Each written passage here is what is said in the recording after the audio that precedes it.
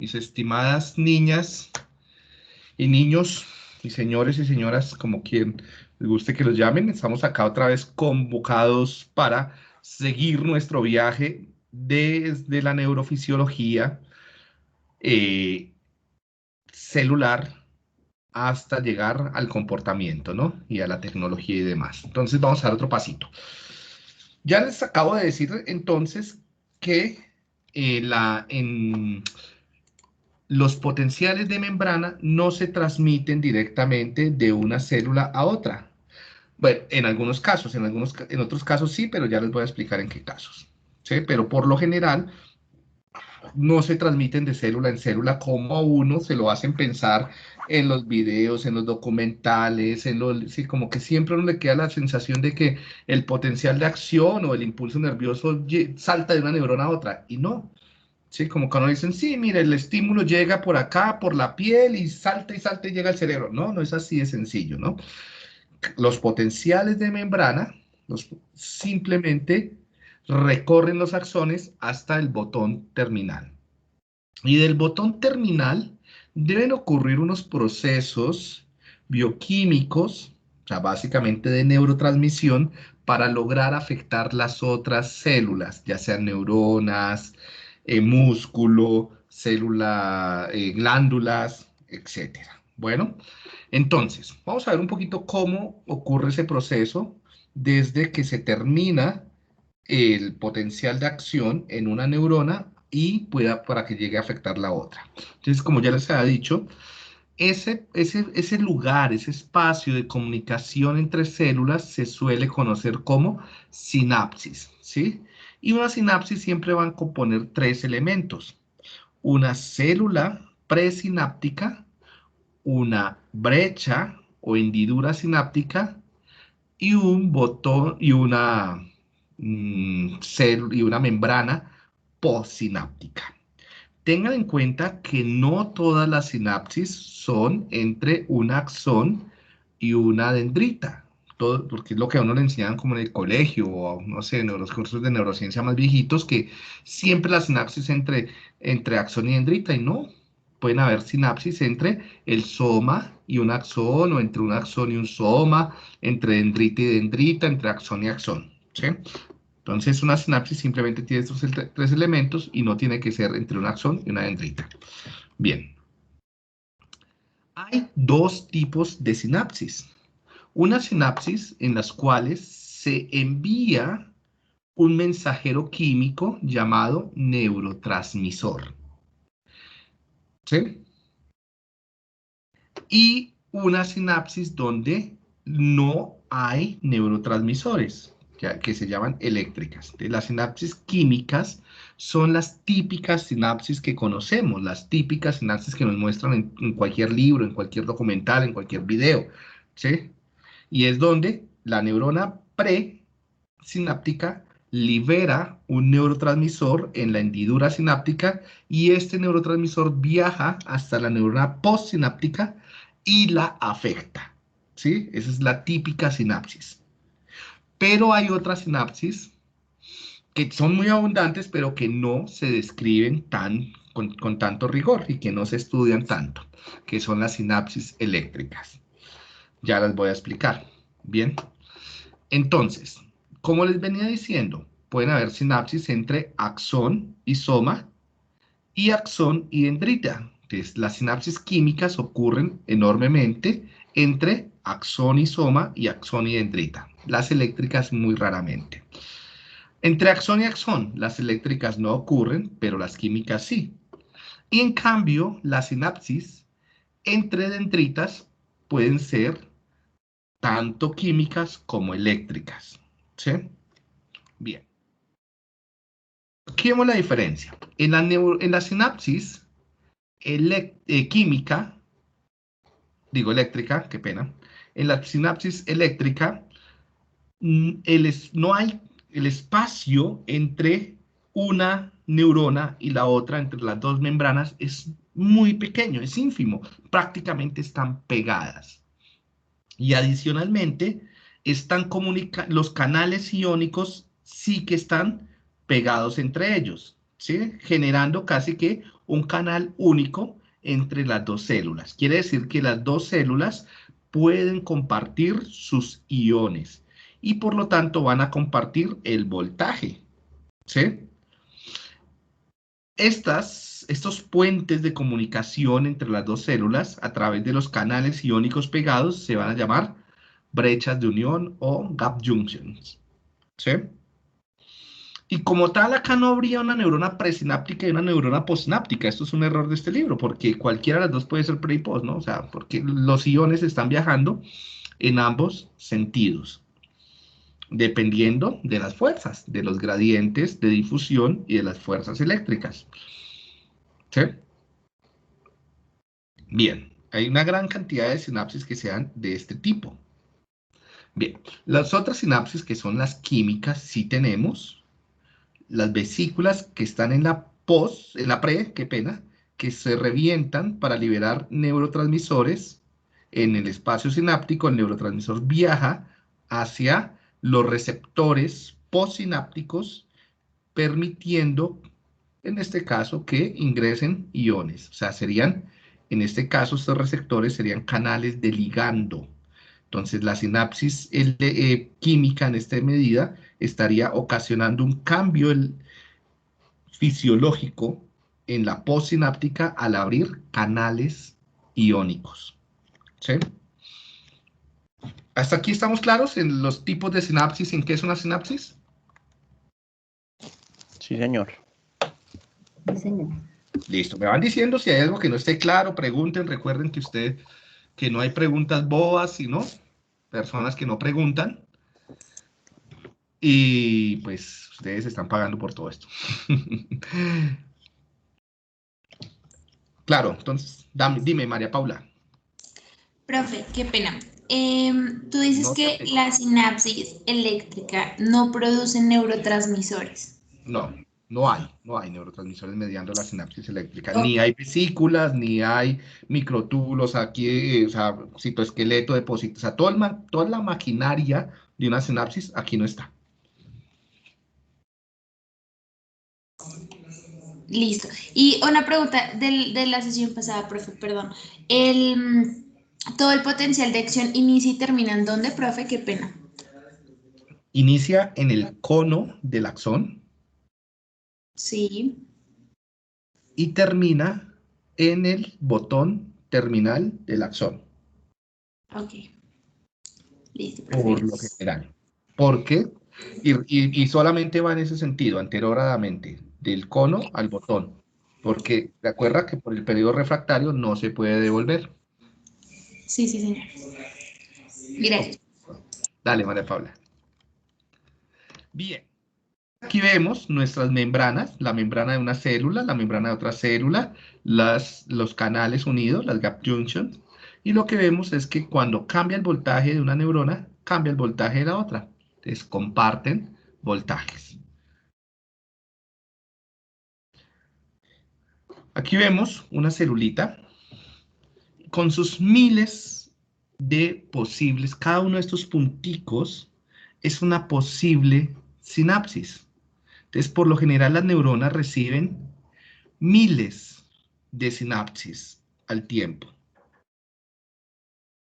Es decir, que hay miles de señales que las están afectando, o sea, que están afectando la membrana de estas neuronas, ocasionando, cada uno de estos punticos va a ocasionar un cambio en el voltaje del contexto de esta porción de membrana, ¿no? Pero también va a ocasionar, como todos estos voltajes o sea, se van a comunicar por dentro de la célula, entonces va a ocasionar en últimas un cambio en el estado general de la neurona, ¿sí?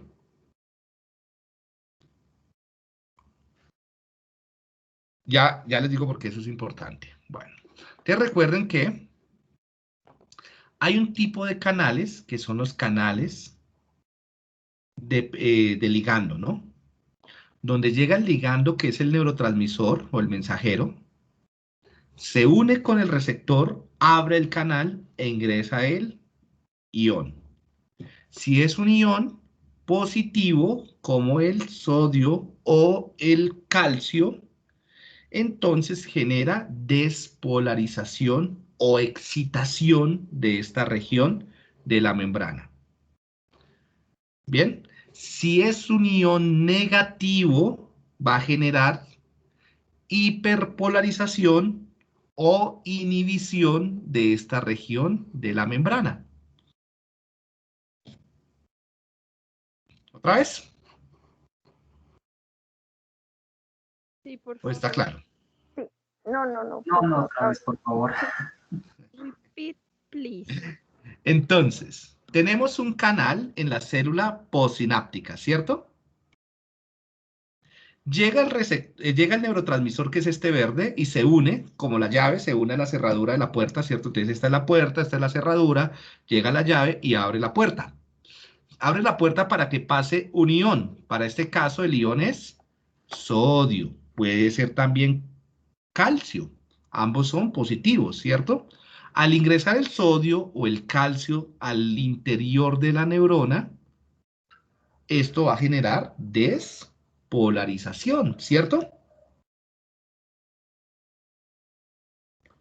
A esa despolarización también la podemos llamar una excitación. Quiere decir que esta región de la membrana también se está excitando o despolarizando. ¿Sí? Listo.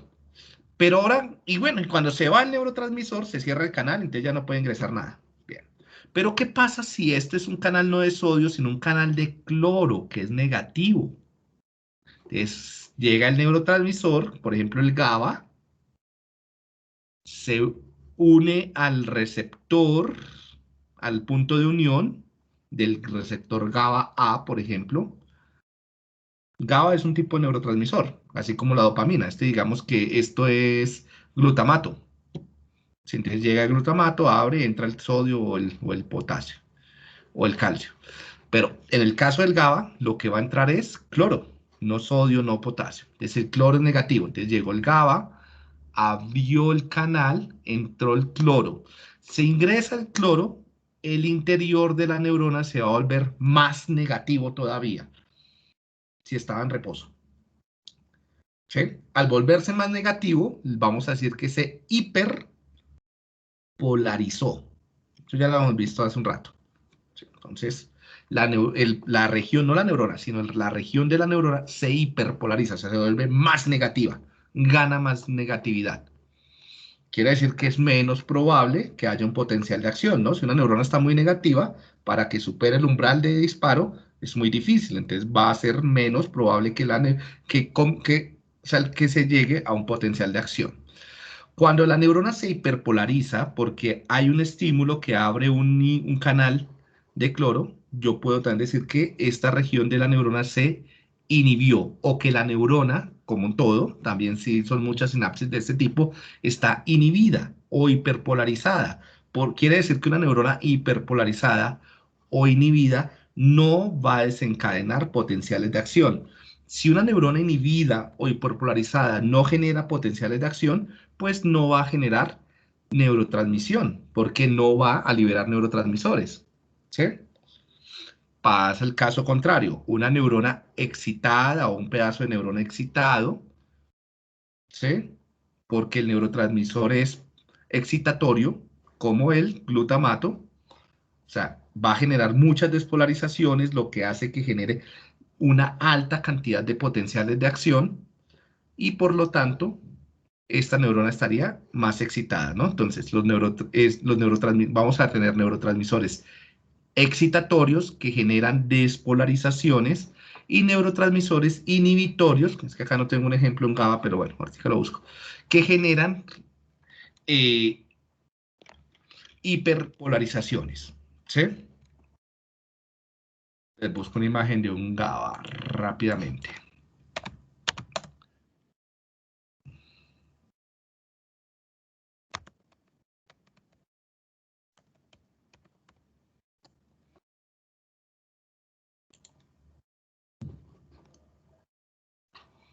No, bonita. A ver por acá.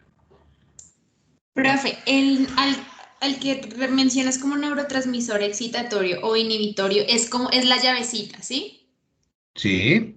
Ok, listo. ¿Y por qué es excitatorio o inhibitorio? Llave o ligando. ¿Sí? Ok, Sí. Entonces, es excitatorio porque aumenta la probabilidad de un potencial de acción al despolarizar, ¿cierto? Porque se pasa el umbral de disparo. Y sería inhibitorio, no encontré una buena imagen de GABA. Y sería inhibitorio cuando se disminuye la probabilidad de un potencial de acción porque la hiperpolariza, es la aleja del umbral de disparo. ¿Sí? Bien. A los potenciales, a estos potenciales que son generados en la neurona postsináptica, los vamos a llamar potenciales postsinápticos. Entonces ya sería nuestro tercer tipo de potenciales. Vimos el potencial de membrana, el potencial de acción, y ahora estamos hablando de los potenciales postsinápticos. ¿Qué son los potenciales postsinápticos? Son potenciales de membrana en la célula postsináptica, ¿sí? Los cuales pueden ser excitatorios o inhibitorios. ¿Qué es un potencial excitatorio postsináptico? Es aquel que genera despolarizaciones. ¿Qué es un potencial postsináptico inhibitorio? Es aquel que genera hiperpolarizaciones. ¿Sí? Si se dan cuenta, una misma neurona puede recibir cientos de potenciales inhibitorios y excitatorios al mismo tiempo. ¿Sí? Por lo tanto, ¿sí? Por lo tanto, el hecho de que haya o no un potencial de acción aquí en el botón terminal va a depender de computar todos los potenciales excitatorios e inhibitorios. Entonces, ¿sí? Se hace un cálculo. De tal forma que si el cálculo resulta que aquí en el cono axónico, este es el cono axónico, si acá en el cono axónico la cantidad de excitaciones es mayor a la cantidad de inhibiciones y se abren los canales dependientes de voltaje de sodio, se dispara el potencial de acción acá y comienza a transmitirse hasta que se genere una nueva neurotransmisión, ¿sí? Una nueva liberación de neurotransmisores. Bueno, les vemos acá lo mismo. Entonces, cientos de potenciales de acción que se están computando para tratar de producir el potencial postsináptico. Digo, todos estos son potenciales postsinápticos, ¿no? Entonces, todos los que ocurren en las dendritas, en el soma y demás, se computan en el cono axónico y dependiendo de ese cómputo se genera el potencial de acción que se va transmitiendo a través de todo el axón hasta que se divide, ¿no? Incluso miren que el potencial de acción se divide por cada una de las ramificaciones terminales. Es como si yo dejara con la fila de los niños que tenía, por ahí en el niño 20, hiciera 3 filas encadenadas, ¿no? Pues entonces se puede dividir la comunicación. ¿Sí? Como esos juegos de dominó que tú también puedes bifurcarlos, lo mismo. ¿Listo? Entonces, tenemos los PETs, van a ser los potenciales excitadores postsinápticos, ¿sí? Y son despolarizaciones en la membrana postsináptica que aumentan la probabilidad de un potencial de acción, ¿sí? ¿Cómo se puede producir un PET? O se puede producir, o porque ingresa uno de los cationes, o porque sale el anión. La sumatoria que ya les conté, y cuando se llega al umbral, de acuerdo con la ley de todo o nada que dijimos, se dispara un potencial de acción. ¿Por qué? Porque se abren los canales dependientes de voltaje. ¿Listo? Entonces aquí vemos, en tiempo real están ocurriendo muchos PETs y PITs. Entonces los PITs serán potenciales inhibitorios postsinápticos. Entonces lo contrario es una hiperpolarización de la membrana que genera una reducción en la probabilidad de un potencial de acción. ¿Sí? ¿Cómo se puede generar un PIPS? Porque entra un ion negativo o porque salen los iones positivos. Bien, entonces aquí vemos, por ejemplo, en esta que estamos mostrando acá, que al mismo tiempo hay un cómputo de PETs y PITs, y esto va a modular la cantidad. En realidad la neurona nunca está completamente inactiva. Lo que se controla acá es la cantidad de activación de la neurona. O sea, los PETs y PITs me están generando o me están controlando qué tantos potenciales de acción hay, como la tasa, la rata, ¿sí? La tasa de potenciales de acción. O sea, qué tanto, y asimismo, qué tanto neurotransmisor se está liberando sobre las células postsinápticas. Y así es como se generan, por ejemplo, ese tipo de efectos, ¿no? Un arco reflejo. Entonces tenemos, aquí lo que tenemos es las células sensoriales del tendón generan que se abran los potenciales postsinápticos, genera potenciales postsinápticos excitatorios sobre la célula sensorial, sobre esta aferencia. Se envían, si el golpe es muy fuerte, entonces se envían muchos potenciales de acción, ¿cierto? Que viajan hacia los diferentes terminales axónicos. Aquí tenemos dos.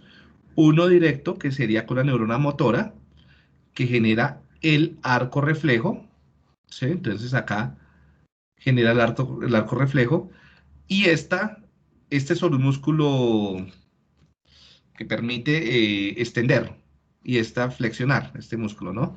Y al mismo tiempo se envía sobre esta interneurona, y lo que hace la interneurona, o sea, aquí vienen los PETs, potencial de acción, genera PETs sobre sobre esta de azul, potencial de acción, y potencial de acción sobre el músculo para que se estire, ¿no?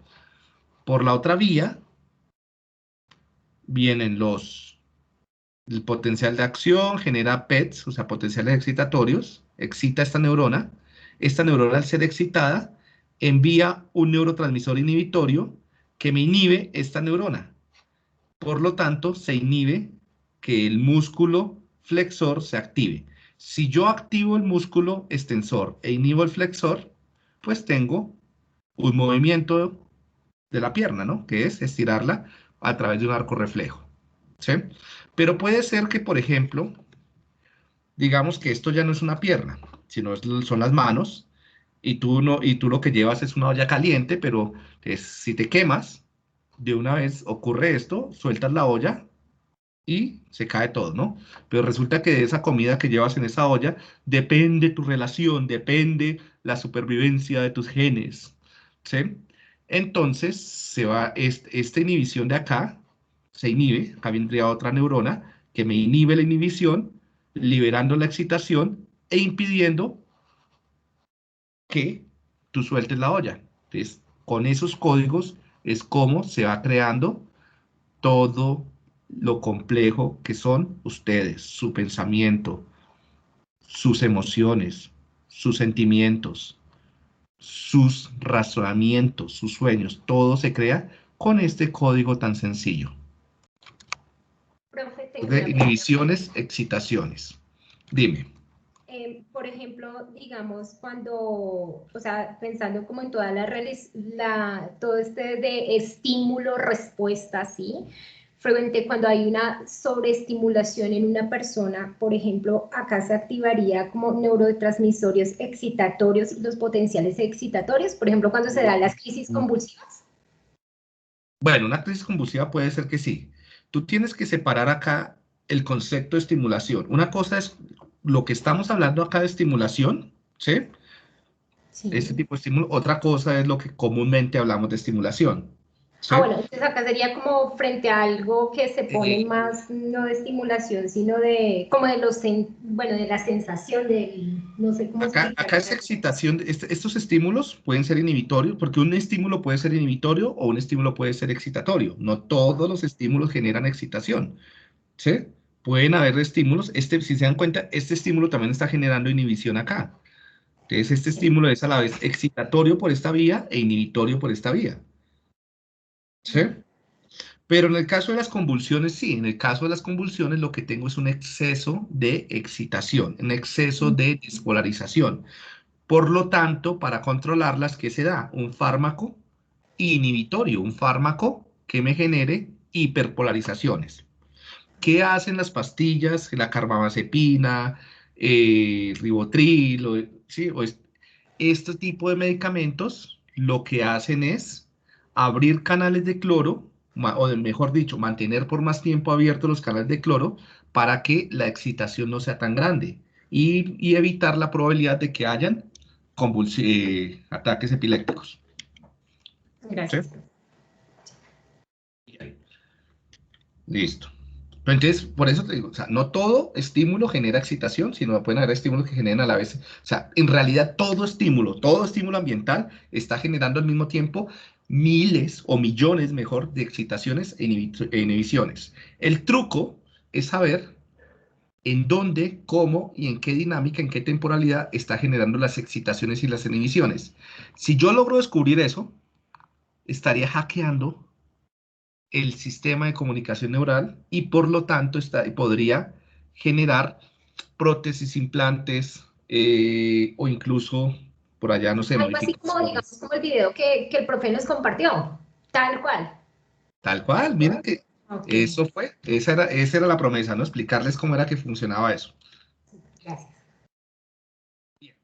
Estos son diferentes mecanismos como se trabajan con estas células. Entonces, y se van registrando por ejemplo, miren acá cómo se va transfiriendo el potencial de acción. Y todos estos son potenciales postsinápticos, entonces, que son diferentes. Entonces, es una cantidad de señales que es muy difícil incluso analizarlas, computarlas y manipularlas. ¿Sí? Estos son señales en vivo. Entonces, acá vemos diferentes tipos de potenciales. Acá vemos los potenciales postsinápticos. Aquí vemos un potencial en una dendrita y aquí los potenciales en el cono axónico. Pero bueno. Listo. Vamos entonces a salirnos un poquitico de la neurona en este momento. Vamos entonces. Cuando uno trabaja en fisiología, uno puede trabajar en diferentes niveles. Están las personas que trabajan a nivel celular, como haciendo este tipo de mediciones. ¿Sí? Y eso es para generar un conocimiento muy, muy básico. Pero a partir de este tipo de mediciones de neurona única, midiendo lo que le pasa a una única neurona, es muy difícil hacer el salto hacia lo que nos interesa, como el aprendizaje, la memoria, la atención, ¿sí? Para hacer ese salto tengo que alejarme. Piensen que estos son como micrófonos. Si yo quiero entender, si estamos en un estadio y yo quiero poder contar qué es lo que está pasando en el estadio, dentro del estadio, ¿sí? Cuando podíamos ir al estadio, ponerle un micrófono a cada persona a las 40, digamos, estoy en la final de un partido, de un mundial, ¿sí? Tengo 70.000 personas dentro del mundial, ¿sí? En diferentes barras, ¿no? Tengo los del norte, los del sur, los del oriente, occidente, ¿sí? Cada uno de diferentes lugares. Ponerle un micrófono a cada uno no me permitiría saber cómo está, si el partido está bueno, si el ambiente está chévere, si no está chévere. Sería demasiado, porque estaría recogiendo la voz de cada persona, ¿cierto? Tal vez eso me permita saber ciertas cosas muy, muy finitas, pero no el ambiente del estadio. Entonces, para saber el ambiente del estadio tengo que alejar los micrófonos. Entonces, esto es el nivel micro, es dentro de cada neurona, es como si yo le pusiera un micrófono a cada neurona, ¿sí? El nivel meso es como si yo pusiera los micrófonos ya, no dentro de cada persona, sino dentro de cada tribuna. O sea, donde hay miles de personas, donde hay o cientos, donde hay 200, 300 personas. Entonces, yo ya puedo saber con esto qué está pasando en ese contexto. Entonces, si en ese contexto están más alegres, están más tristes, están saltando, están cantando, ¿sí? En ese contexto. Pero todavía se me pierde el contexto general del estadio. Para tener el contexto general del estadio, yo tengo que alejar todavía más el micrófono, ¿sí? Y llevarlos, por ejemplo, sacarlo un poquito de la tribuna y comenzar a recoger desde más lejos, ¿no? Y en ese sería el nivel macro. Y el nivel macro es cuando yo registro sobre esto es dentro del cerebro, ¿no? Acá yo ya estaría registrando sobre el cuero cabelludo, ¿sí? Sería como tener los micrófonos afuera del estadio o como alrededor de la cancha, ¿sí? Que es como suelen hacerse las transmisiones, ¿no? Esto se conoce como registros desde campo y esto sería registros de superficie y este sería el típico electroencefalograma, ¿sí? El tipo de información que me da cada una es diferente y me responde diferentes preguntas de investigación. Pero si yo quiero responder preguntas más relacionadas con la cognición, el comportamiento, lo que hacen las personas, por lo general me quedo más en el nivel macro, ¿sí? Y se utiliza por lo general el electroencefalograma. ¿Hasta ahí estamos claros? Esto, por ejemplo, sería un registro intracraneal, un registro de superficie, un registro local, ¿sí? Entonces esto se hace, por ejemplo, para analizar, esto es un cerebro vivo, acá la persona está incluso hasta despierta, ¿sí?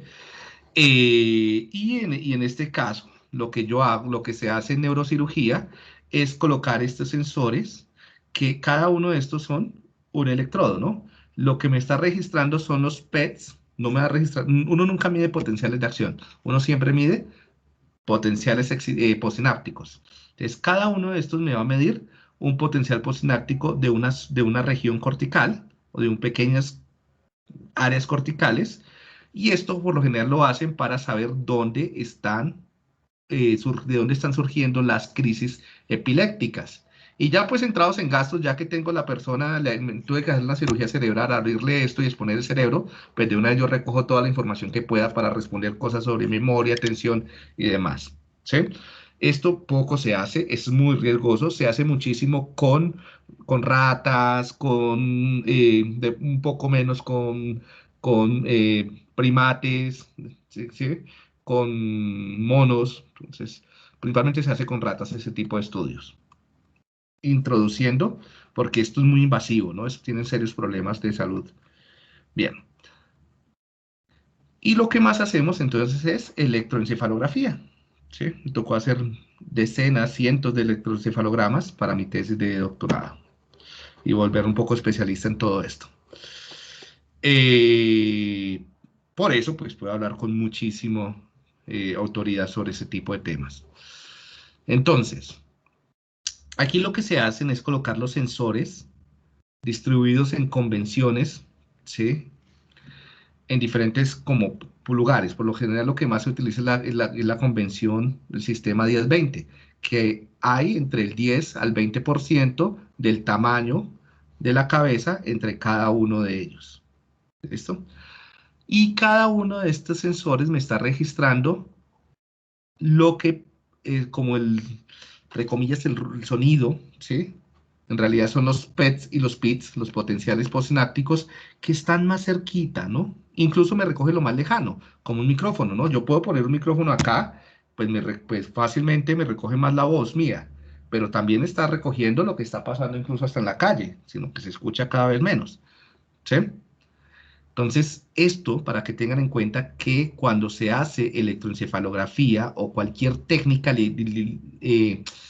derivada del electroencefalograma, no es posible localizar la actividad.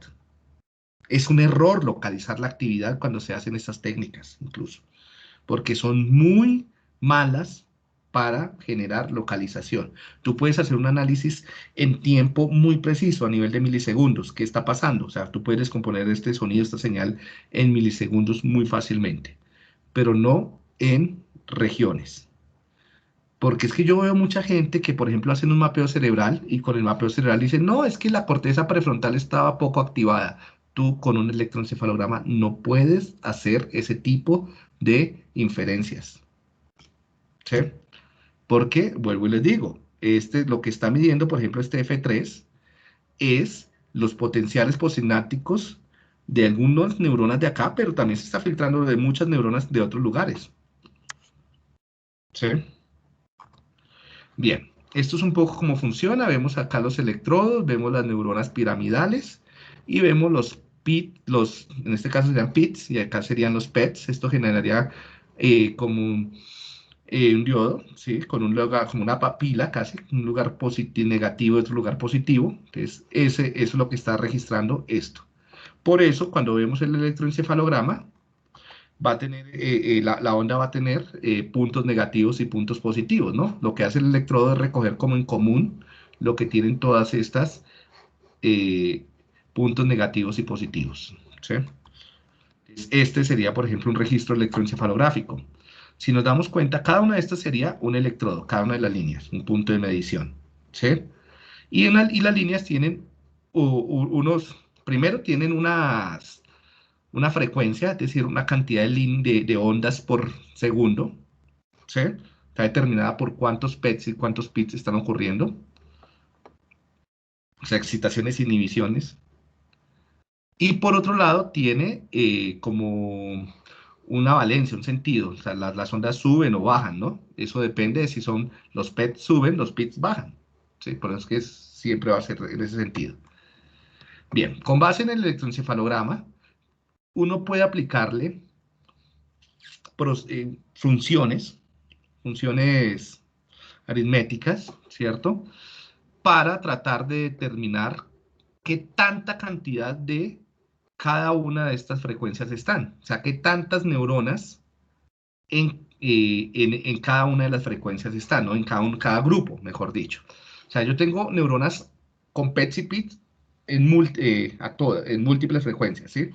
Entonces lo que uno hace es agruparlas, porque uno no puede estudiar cada neurona. Entonces uno las agrupa por, entonces digamos, rangos. Entonces todas las que estén en menores a 4 Hz, yo voy a decir que están en un ritmo delta, o sea, 4 ondas por segundo.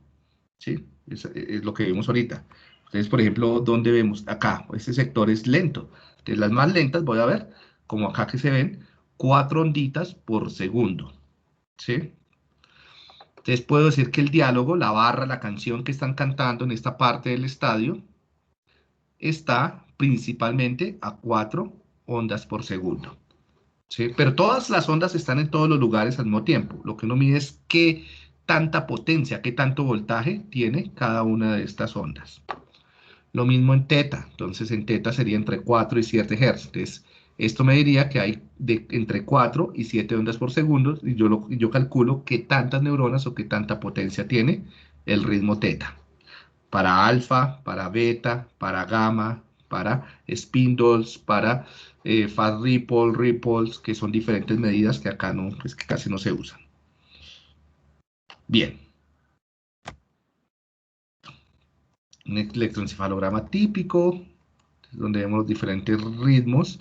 ¿Para qué se usa todo esto? Esto se puede usar, por ejemplo, para saber hacer algo que se llama el electroencefalograma cuantitativo. El electroencefalograma cuantitativo, lo que buscamos, por ejemplo, establecer cuál sería estos niveles de actividad en un periodo de tiempo cuando estás haciendo una tarea, por ejemplo, atencional. Entonces yo te pongo a concentrarte en algo, ¿sí? O a respirar rápidamente o lentamente, y en diferentes tareas, durante un periodo de tiempo, yo promedio cuál sería como el promedio de delta, teta, beta, alfa, gamma en cada una de las tribunas, en cada una de las regiones del encéfalo, ¿no? Frontales, temporales, etcétera. Y con eso creo unos templates, como unos modelos de comparación para las personas en promedio, para la mayoría de las personas. Después cojo un niño o un adulto, le pongo la misma tarea y miro si esa persona se aleja mucho de ese promedio, de lo esperado. Si se aleja mucho de lo esperado, yo diría, no, mire, su funcionamiento fisiológico tal vez no es el que muestran las demás personas en esa tarea, por lo tanto, esto podría explicar, por ejemplo, su déficit atencional o sus problemas de percepción o sus problemas de inhibición, lo que sea. Una cosa primero, uno con esto no puede hacer diagnósticos conductuales, clínicos, ¿no? Porque el diagnóstico clínico se hace a través de la conducta, no a través del cerebro. Porque ya les he dicho miles de veces que hay una diferencia entre el funcionamiento del cerebro y la conducta, ¿sí? Porque depende de cómo fue tu desarrollo, de tu genética, de tu epigenética, de un montón de variables, de tu sexo. Entonces yo no puedo decir, mire, todas las personas que tengan este ritmo tienen déficit atencional. No, eso no es tan fácil hacerlo. Entonces uno no puede hacer ese tipo de diagnósticos. Entonces nada va a reemplazar la aplicación de pruebas o el ojo clínico, pero sí puede servir como una orientación, ¿sí? Te puede orientar sobre qué hacer o qué puede estar pasando con la persona. Claro, esto es costoso, entonces uno muchas veces dice, pues, ¿qué tanto vale la pena meter tanta plata de esto simplemente como para orientarnos? Pues depende de que la persona cuánta plata quiera gastar, ¿no? O cuánto, o ahí también, o cómo se quiera defraudar a las personas. Entonces, porque yo he visto que se ha puesto muy de moda esto de los mapeos cerebrales y eso en realidad muy pocas veces sirve para algo. O sea, no sirve ni como diagnóstico ni como rehabilitación, ¿sí? Y solamente porque es un cerebro ahí pintado de colores, no quiere decir que sea algo mejor que se hace a través de la clínica. Bien. Aquí vemos, por ejemplo, lo que les digo. Entonces, en algunos casos, por ejemplo, hay estudios que dicen, mire, ese tipo de variaciones puede demostrarme si hay riesgo de demencias. Entonces, se puede usar para tratar de ver qué tanta probabilidad hay de una demencia o algo así y generar intervenciones mucho más apropiadas, ¿no? Otro tipo de herramientas que se desprenden del electroencefalograma son, por ejemplo, los potenciales evocados o potenciales relacionados a eventos, como estos. Pero estos son procesos que se usan no en clínica, sino se usan en investigación. Entonces es más del ámbito de los laboratorios, de las universidades, y es para responder hipótesis investigativas. Por ejemplo, ¿qué está pasando con el cerebro de una persona diagnosticada con dislexia cuando se le presentan rimas? Sí, entonces ya eso puedo yo saber si mi hipótesis que dice que las personas con ciertos tipos de dislexia tienen una dificultad en el procesamiento fonológico. ¿Sí? O si no, entonces son más hipótesis de investigación. Entonces esto para la clínica, la educación, los ERP no son, o potenciales relacionados a eventos, no son tan importantes. Técnicas, por ejemplo, ahora que son geniales, aunque esto también es más de laboratorio. Esto del hiperscanning. Con esto nos hemos dado cuenta, por ejemplo, que cuando las personas están resolviendo tareas colaborativas, por lo general sus cerebros tienden a sincronizarse. Entonces esto ha llevado a la hipótesis o a la noción de que no tenemos cerebros individuales, sino que en una sesión como la que está ocurriendo ahora, que ustedes están conectados conmigo, con mi tono de voz, los que vean mis manos y esto, todo este tipo de señales, la semántica, está capturando su actividad cerebral, los PETs y los PIT de diferentes regiones de sus cerebros, de tal forma que estoy moviendo, implantando las ideas o este movimiento de lo que sucede acá en ustedes. Y está emergiendo un hipercerebro, un cerebro que no es ni mío ni suyo, sino es el cerebro de la construcción entre todos nosotros. Y esto, por ejemplo, yo lo uso para replantear los modelos pedagógicos. Esto me lleva a mí a pensar, mire, ¿por qué seguimos haciendo evaluaciones individuales en los niños? Si lo que nos muestra la neurociencia actualmente es que los cerebros no son individuales, sino que los cerebros están conectados entre ellos en las sesiones de enseñanza-aprendizaje. Por lo tanto, yo debería hacer evaluaciones grupales, cooperativas y no competitivas. Y por lo tanto, abolir esa vaina de la nota y de la clasificación en rango, en jerarquía del puesto, ¿sí? Del que sacó el primer, segundo. Eso me parece que no es útil para la educación y se genera prácticas que atentan contra el bienestar de los educandos, de los estudiantes, bueno, y de todo el mundo. Eh, es neurociencia social, ¿no? Que es en lo que yo me muevo. Bien, es esto. Otras cosas que están muy en boga actualmente es, por ejemplo, el neurofeedback. Hay algunas cosas para las cuales puede servir el neurofeedback. Hay más mito que realidad con esto del neurofeedback. Es más para descrestar calentanos, para vender, y muchas veces se venden cosas que ni siquiera sirven. Simplemente, pues, se ve bonito. Eh, no reemplaza, el neurofeedback no reemplaza la rehabilitación clínica, conductual, con el paciente en la mesa, ¿sí? En contexto. Puede ser una ayuda, si tienes dinero para invertirlo, pues hazlo, pero hay que hacerlo bien, ¿no? Entonces un neurofeedback de un electrodo no sirve, tiene que ser un electroencefalograma bien hecho, tiene que ser un laboratorio que tenga unas buenas condiciones de aislamiento, sí, la mayoría de los laboratorios no lo hacen, acá en Bogotá no conozco ninguno que lo haga bien, y en Colombia son muy pocos, ¿no? Entonces en realidad yo de este tipo de técnicas, por lo menos en Colombia, desconfío enormemente. La mayoría de las personas que incluso venden los programas de neurofeedback no tienen ni idea de lo que hemos hablado hoy, no tiene idea de qué es un potencial postsináptico, ni cómo la fisiología del electroencefalograma va ocurriendo y cómo esto se va modulando, ¿no? Entonces, simplemente, pues, ofrecen algo bonito. Como para qué puede llegar a servir, pues yo les dejo ahí. Incluso, pues, se están intentando ahora diseñar sistemas de neurofeedback o de biorretroalimentación a través de incluso de celulares, ¿sí? Esto es como el futuro, en el futuro vamos a poder tener este tipo de señales. Esto es un proceso, el neurofeedback es un proceso de condicionamiento clásico, típico, ¿no? Donde tú puedes condicionar una señal biológica cualquiera, ¿sí? A partir de las señales, de la retroalimentación que proviene del ambiente. Incluyendo, pues, la actividad cerebral es una señal biológica que si tú logras medirla y mostrar a la persona algo, sí, una señal relacionada con esta actividad nerviosa, pues la persona podría llegar a modularla. Esto no es nada nuevo, esto ya se inventó hace miles de años, esos son los mismos principios de la meditación. ¿Qué hacen las personas en meditación? Pues como no tienen acceso directo a un electroencefalograma, a una resonancia magnética, pues se entrenan por décadas en acceder a través de las señales de la respiración, de los músculos, del contexto, a su actividad nerviosa para poderla modular, ¿no? Entonces esto tampoco es tan revolucionario. Esto es más revolucionario y es lo que vimos en el video, y son las interfaces cerebro-computador o interfaces cerebro-máquina, las BCI, y básicamente es que yo puedo leer la señal, los PETs y los PITs. Esto me va a generar como un gran código que yo lo puedo computarizar, ¿sí?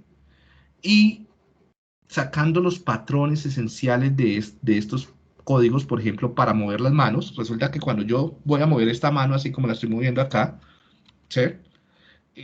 Resulta que aquí en esta parte tiene que ir ocurriendo una actividad nerviosa, ¿cierto? Un PETs y PITs tienen que estar ocurriendo acá. Entonces yo pongo un electrodo, los mido, y si ya no tengo la mano, entonces puedo medir eso, mandarlo a un computador, el computador lo codifica y resulta que me ponen una mano robótica, y cuando me ponen la mano robótica, el computador, yo entreno el algoritmo del computador con procedimientos, por ejemplo, de Machine Learning, y eso, el computador me mueve la mano, ¿sí?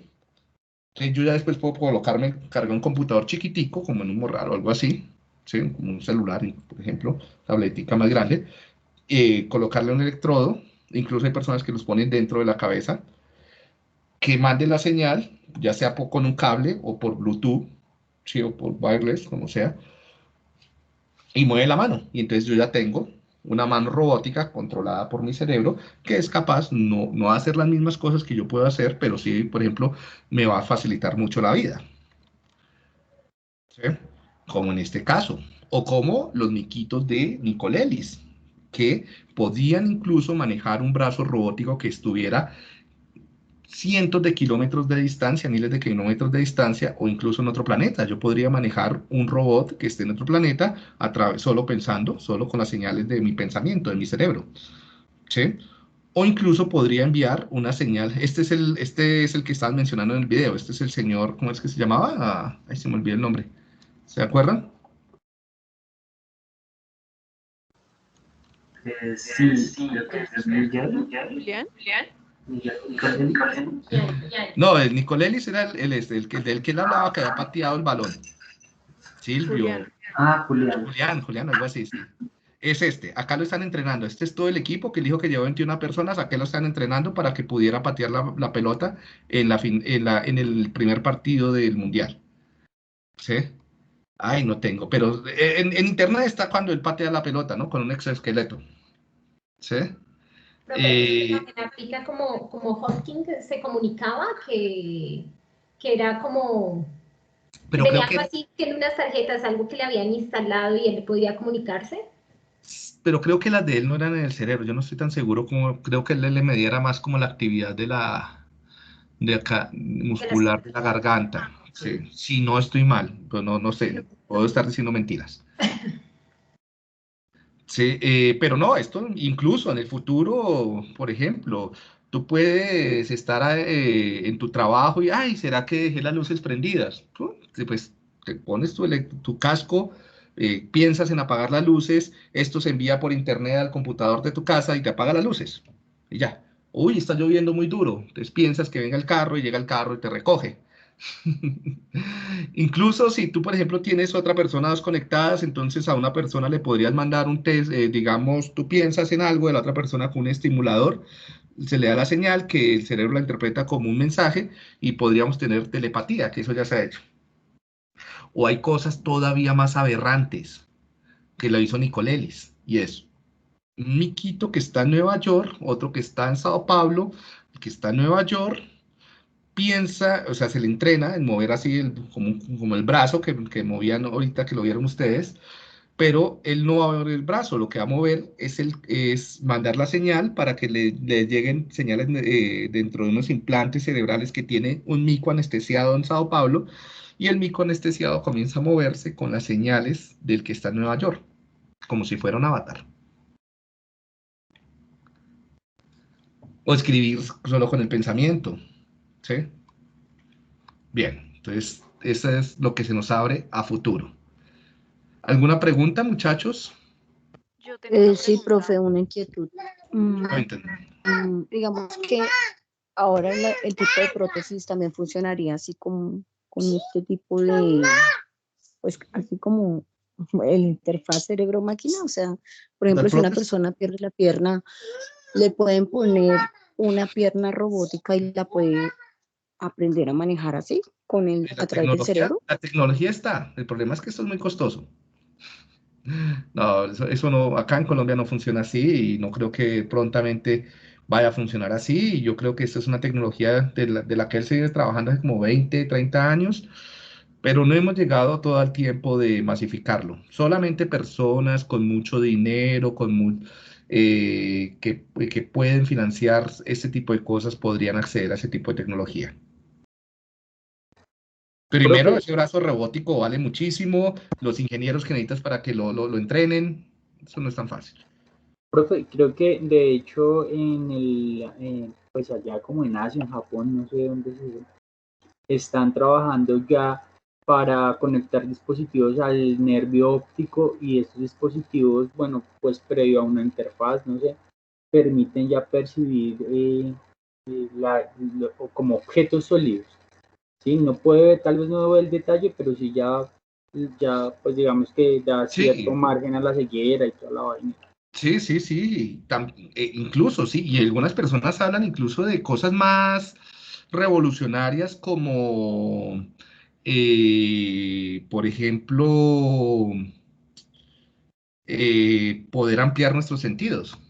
Entonces, tú te conectas un dispositivo que, por ejemplo, pueda leer luz infrarroja. Nosotros no podemos percibir luz infrarroja como si lo hacen, por ejemplo, las serpientes o algo así, pero este dispositivo lo hace y te envía a través del tacto o a través, sí, de cualquier otro medio, incluso directamente al cerebro, la señal.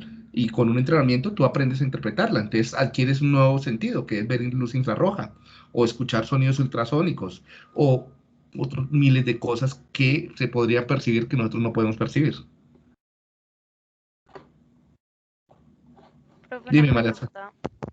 Sí. Digamos, el TECAR, la terapia electroconvulsiva, ¿eso cómo funciona, cómo afecta? Bueno, no está claro. Sí, eso no está claro. No es tan bueno usarla. Hay personas que lo defienden, otras personas que no. Se sabe que durante la terapia electroconvulsiva lo que tú generas es ¿qué es lo que en algunas personas se presume que la enfermedad mental, por ejemplo, depresión, ¿sí? Puede estar asociada con un desbalance en la comunicación entre neuronas, que esos FETs, PITs no están funcionando muy bien, ¿no? Al generar masivamente una gran cantidad de potenciales excitadores, por ejemplo, ¿sí? Tú lo que puedes ocasionar es que como que se resetee el sistema y se pueda balancear. O incluso algunos hablan que puede generar plasticidad neuronal, puede activar epigenéticamente algunos mecanismos que mejoran la plasticidad cerebral, revertiendo los síntomas, por ejemplo, de depresión, que es lo que creo que más se ha usado y más podría llegar a tener. Pero por lo general son más los efectos nocivos que benéficos que puede tener. En medio de eso puede generar un paro cardiorrespiratorio, en medio de eso puede generar muchísimo dolor, que no es justificado hacerlo. O sea, si es algo que no se sabe que sea, o sea, no hay evidencias de que funcione, ¿para qué haces someter a la persona a algo, a un trato tan doloroso, ¿no? Y que sí puede generarle incluso daños cerebrales irreversibles. Entonces, incluso la terapia electroconvulsiva está prohibida en muchos contextos.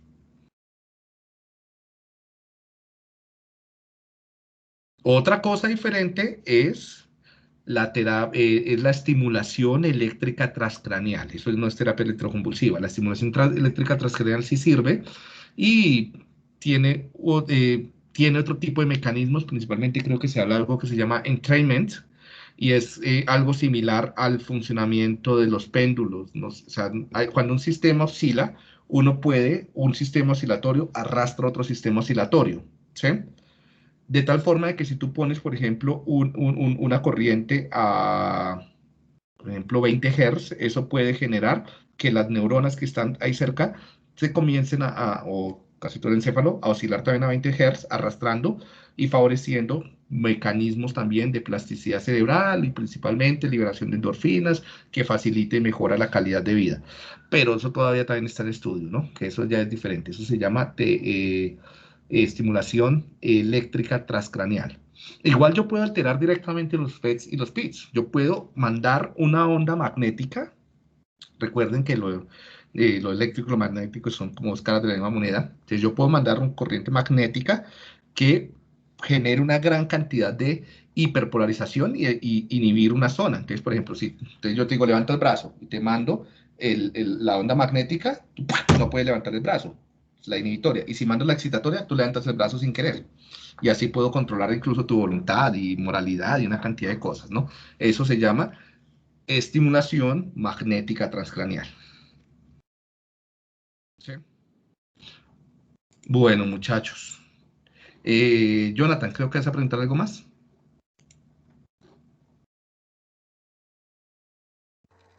No, profe, para nada. Yo estoy Ok, bien. vamos hasta acá. María Fernanda preguntó.